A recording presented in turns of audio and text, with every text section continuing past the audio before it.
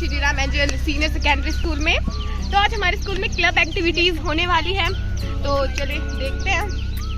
ये है हमारे सोशल क्लब के मेंबर्स। आज हमारे स्कूल में 4 क्लब बनाए गए थे, जिसमें से हम पहले क्लब से तो मिल चुके हैं सोशल क्लब। अब हम जाएंगे दूसरे क्लब में।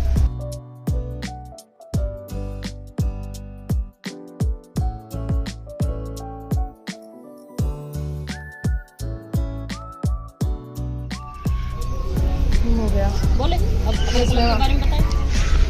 ये हमारा बॉटनी क्लब है। इसमें हम बच्चों को बॉटनी के बारे में, सारे पेड़ पौधों के बारे में लगाना, उनको नई कलम कैसे बनाई जाती है, नई कलम कैसे लगाई जाती है, किस तरह से हम बीजों से नए पौधे उगा सकते हैं, किस तरह से हम एक अलग से उनको मेंटेन करके और फिर उनको हर चीज़ तक बताएंगे। उनको ऐसा करेंगे कि हर पौधे के बारे में जानकारी देंगे, सीड से कैसे निकाले जाते हैं, पौधे कितने दिनों में उग जाते हैं, और उनको एक बार उनको ऐसा बताया जाएगा कि इस तरह से अगर आप पौधों को उगाएंगे तो आप उन्हें बेटर स्थिति में ले आएंगे। क्योंकि जैसे डायरेक्ट बीज को बो देते हैं तो उसको ग्रो करने में काफ़ी समय लगता है।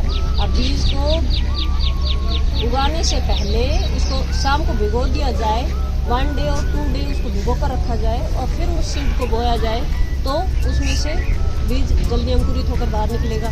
और इसके ज़रिए हम बच्चों से बहुत अच्छी एक स्क्रैप बुक बनवाना चाहेंगे। स्क्रैप बुक में बच्चे उस पेड़ के बारे में, किसी फूल के बारे में, जिसके बारे में जानकारी पाएंगे वो हम उसको बताएंगे। वो उसको कटिंग के साथ उसको चिपकाएंगे, उसके सभी नाम वगैरह सब कुछ लिखेंगे। उसके बारे में हम उसको एक अलग से स्क्रैप बुक तैयार करवाएंगे।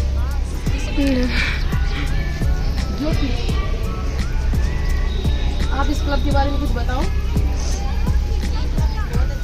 थोड़ी क्योंकि इसे नेचर के साथ अपने आप को जोड़ पाएंगे, उसे समझ पाएंगे। जैसे अब हम ज़्यादातर मस्जिदों के साथ रहते हैं तो हम पेड़ पौधों को उतना नहीं समय दे पाते। इससे हमें पेड़ पौधों के बारे में पता चलेगा और उनसे हमें क्या क्या लाभ होते हैं, ऐसी चीज़ें। और इसमें हमें आर्ट्स भी करवाया जाएगा, जिससे बच्चों को क्राफ्टिंग में वगैरह में इंटरेस्ट है। आपको खुद कितना अच्छा इफेक्ट होता है ग्रीन चीज़ को जो हम देखते हैं आजकल चल रहे होते हैं, उस टाइम तो होती है हमारी आँखों की रोशनी बढ़िया, लेकिन देखने से भी उस चीज़ से इफेक्ट पड़ता था। अगर हम ग्रीन चीज़ों को देखते हैं तो भी हमारी आँखों को शांति देने वाला नेचर के साथ रहते हैं। जितना हम नेचर के साथ रहेंगे, नेचर हमें कुछ ना कुछ देने वाला है। और नेचर से जब हम छेड़छाड़ करते हैं तो फिर रिजल्ट बैड होता है, जैसे कि कोरोना काल में।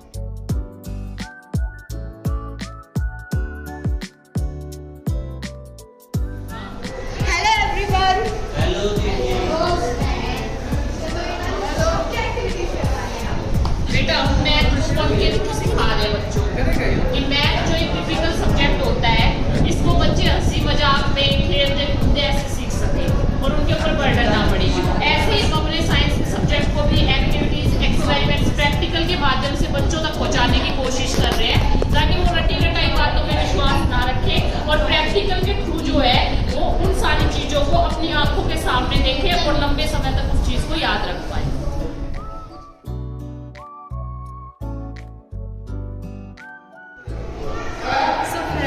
हम साइंस और मैथ क्लब में हम जा चुके हैं और हमें वहाँ भी बहुत कुछ जानने सीखने को मिला। तो हम जाने वाले हैं हमारे आर्ट एंड नेचर क्लब में। चलो चलते हैं।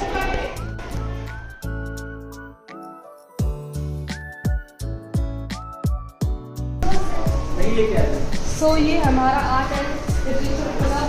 अब हम ऐसे चले हम के बारे में। Hello everyone, this is Sheetal from art and literature club and ये मेरी टीम है। मेरे जो भी स्टूडेंट्स हैं सारे art and literature. Okay fine. तो आर्ट एंड लिटरेचर में basically as the name suggest हम लोग क्या करते हैं, बच्चों की जो आर्ट एंड लिटरेचर की जो स्किल्स हैं उनको इन्हांस करने के लिए उनको डिफरेंट टाइप्स ऑफ एक्टिविटीज़ कराते हैं। जैसे कि for example come with me है, यहाँ देखिए जैसे कि ये एक कार्ड है, इसको आर्ट्स एंड लिटरेचर वाले बच्चों ने बनाया है। तो एक बर्थडे कार्ड है।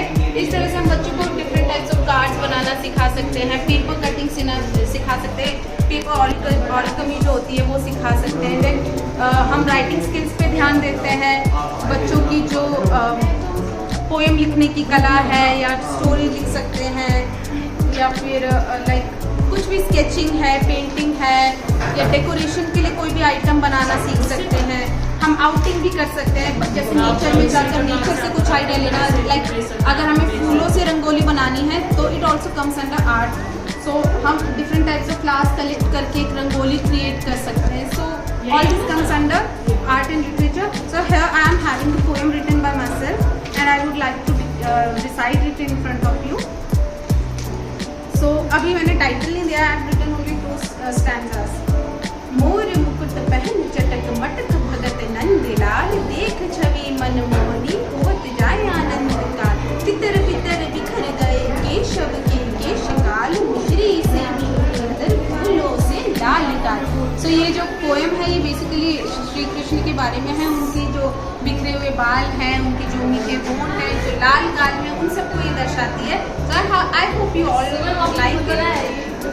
हाँ जी, ये पोएम मैंने लिखी है एंड 2 ही स्टैंजा है। आई होप आप सबको बहुत सो हमने देखा कि मैम के अंदर इतना टैलेंट है कि मैम ने पोएम इतनी प्यारी पोएम बना दी। ठीक है, अब हम बच्चे से पूछेंगे कि उनका इसमें क्या इंटरेस्ट है। सो आपने ये क्लब क्यों चूज़ किया, और इस क्लब की साइंस मैथ क्लब था, सोशल क्लब था, आपने ये क्लब क्यों चूज़ किया? इसमें हमारी हॉबीज भी है, इसमें ड्राइंग वगैरह सब कुछ आ रहे हैं। तो आपको इंटरेस्ट है ड्राइंग वगैरह में, इसलिए आपने ये चूज़ किया, क्लब चूज़ किया। आप बताइए।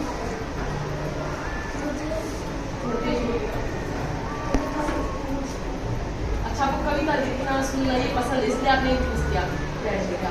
तो हमने देखा कि इन्होंने सब कुछ चूज़ किया अपनी हॉबीज़ के अनुसार, उनके अंदर इतना टैलेंट ये बता पा रहे हैं। ठीक है, सो हमने देखा कि आर्ट एंड आज हमने क्लब के बारे में बहुत कुछ सीखा, बहुत कुछ जाना। ये हमारे श्रीराम एंजल सीट